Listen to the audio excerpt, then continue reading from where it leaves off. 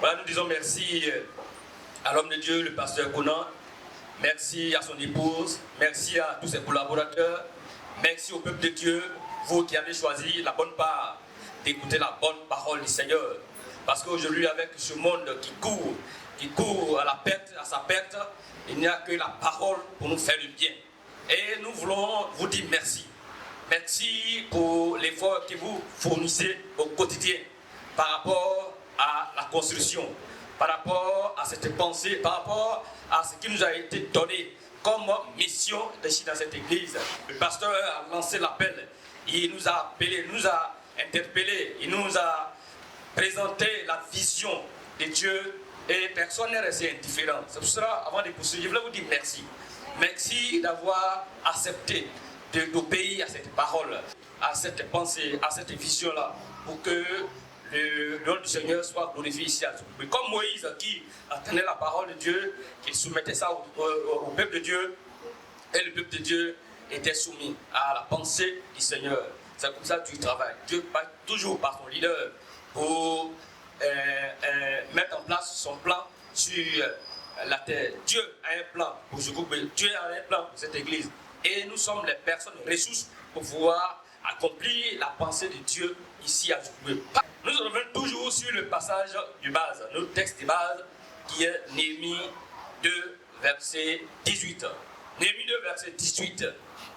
Il a dit, et je leur ai raconté comment la bonne main de mon Dieu avait été sur moi et quelle parole le roi m'avait adressée.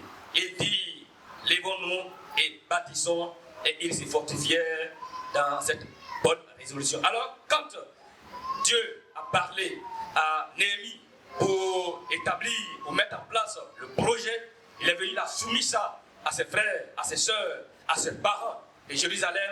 Ils se sont entendus, ils se sont convenus et ils ont dit, ok, d'accord, on va s'allier à ta pensée, on va se soumettre à la pensée du Seigneur, à la vision de Dieu, au plan de Dieu, et ils se sont mis ensemble et ils sont engagés pour les travaux. Ils ont eu confiance au Seigneur. Ils ont eu confiance au Seigneur. Ils savaient qu'il y avait des difficultés. Ils savaient qu'il y aurait avoir des oppositions. Ils savaient que ce n'est pas facile. Ça demande des moyens. Mais ils ont dit, oui, lèvons-nous et bâtissons. C'est un acte de foi. On sait les difficultés qui vont arriver ici, dans les Djoukoué, avec la construction. On connaît les réalités de foyer. On connaît les réalités. On connaît le salaire qu'on reçoit. On connaît le poids de ce projet. Mais nous sommes convenus, lèvons-nous et bâtissons. Pourquoi? Parce que nous avons mis notre confiance au Seigneur Dieu. Ce matin, je voulais nous encourager en disant ceci comme sous-thème, demeurons confiants en Jésus-Christ. Demeurons confiants en Jésus-Christ. Et nous allons lire un texte. Pourquoi nous devons demeurer confiants en Jésus-Christ? Hébreux 12, verset 2 dit. Hébreux 12, verset 2 dit, ayant les regards fixés sur Jésus-Christ, le chef et le consommateur de leur foi, qui, en vue de la joie qui lui a été réservée, a souffert à la croix, méprisé et ignominie, et s'est assis à la droite du trône de Dieu. Alléluia. Le Hébreu dont on ne connaît pas l'auteur, parle, donne, met les enfants de Dieu en confiance. Parce que c'est des enfants, c'est des chrétiens qui étaient sortis du judaïsme, qui avaient commencé à marcher avec le Seigneur Jésus. Mais ils étaient confrontés à beaucoup de réalités, confrontés à la persécution. Ils voulaient œuvrer pour le Seigneur, mais il y avait ceux qui étaient judaïsants, c'est-à-dire que ceux qui étaient dans la loi de Moïse encore, qui n'avaient pas accepté le Seigneur, étaient en train de persécuter ces gens-là, étaient en train d'embrouiller ces enfants qui étaient engagés dans l'œuvre de Dieu. Alors l'auteur va écrire ici pour mettre en confiance ces enfants, mettre en confiance les enfants de Dieu. Il dit, ayez les regards fixés sur Jésus. Ce matin, je voulais nous amener à avoir les regards fixés sur Jésus. Avoir les regards fixés sur Jésus. Dans cette construction, dans ce projet costaud. Oui, quand on regarde le salaire, quand on regarde les défis liés à la famille, liés à notre projet personnel, les défis aussi liés à cette construction, avec le coût du matériel, des matériaux qui ne fait que grimper. Ce matin, je voulais nous demander d'avoir confiance, de mettre nos confiances au Seigneur.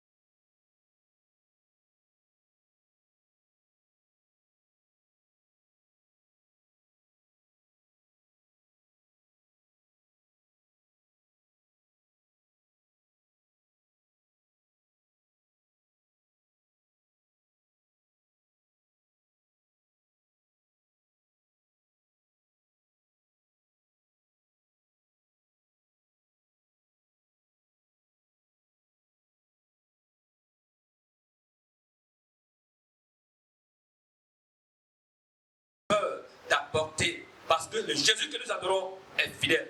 Hébreux 10, verset 23. Retenons fermement la profession de notre espérance. Car celui qui a fait la promesse est fidèle. Celui qui a fait la promesse est fidèle. Celui qui t'a promis, il est fidèle. Il nous a promis la paix. Il nous a promis la santé. Il nous a promis la joie. Il nous a promis le mariage. Il nous a promis toutes choses. Celui qui a fait cette promesse est fidèle. Il a dit celui qui moissonne, celui qui apporte dans la maison du Seigneur, celui qui apporte, qui sème, va moissonner avec abondance. Il est fidèle. Et cette parole est fidèle. Et le troisième point que je voulais souligner, et nous allons prier. Le verset dit, il s'est assis à la droite du trône de Dieu. Il s'est assis à la droite du trône de Dieu. La droite de Dieu, ça veut dire la position d'honneur, la position d'autorité suprême. Ça veut dire que Jésus est puissant. Alors, la troisième raison pour laquelle nous devons lui faire confiance, c'est que Jésus-Christ est puissant. Il est puissant. Il est le Dieu qui est puissant. Il est le Dieu qui est puissant. Tu as décidé de marcher avec le Seigneur Jésus-Christ, il faut lui obéir. Il faut marcher avec lui. Il faut être fidèle parce qu'il est puissant. Il y a des situations qui sont difficiles, humainement parlant. Mais Jésus est assis à la droite du trône de Dieu. Alléluia. Jésus est assis à la droite du trône de Dieu. Il nous voit, il aime, il nous aime. Et il est là pour notre bien-être. Aucun Dieu, aucune puissance n'est au-dessus de ce nom-là. Aucun Dieu n'est au-dessus de Jésus-Christ. Aucune puissance n'est au-dessus de Jésus-Christ. C'est l'autorité suprême. La droite de Dieu. La droite, on dit la main droite. C'est son bras droit, la main droite. Oui, dans notre jargon, ça veut dire que c'est l'assurance. L'assurance. Il s'est assis à la droite du trône de Dieu. Jésus est puissant. Il est puissant sur les ténèbres. Il a le nom au-dessus de tout nom. Un nom au-dessus de la maladie. Le nom au-dessus de la pauvreté. Le nom au-dessus de la sécheresse financière. Le nom au-dessus de la séparation. Tous les fléaux ont des noms. C'est pour ça que quand Jésus a dit à la tempête, il a dit au vent, tais-toi, le vent s'est calmé. On dit, mais quel est celui à qui obéissent même le vent? Le vent a entendu, le vent c'est un nom. La tempête c'est un nom. Le cancer c'est un nom. Mais Jésus est au-dessus du cancer.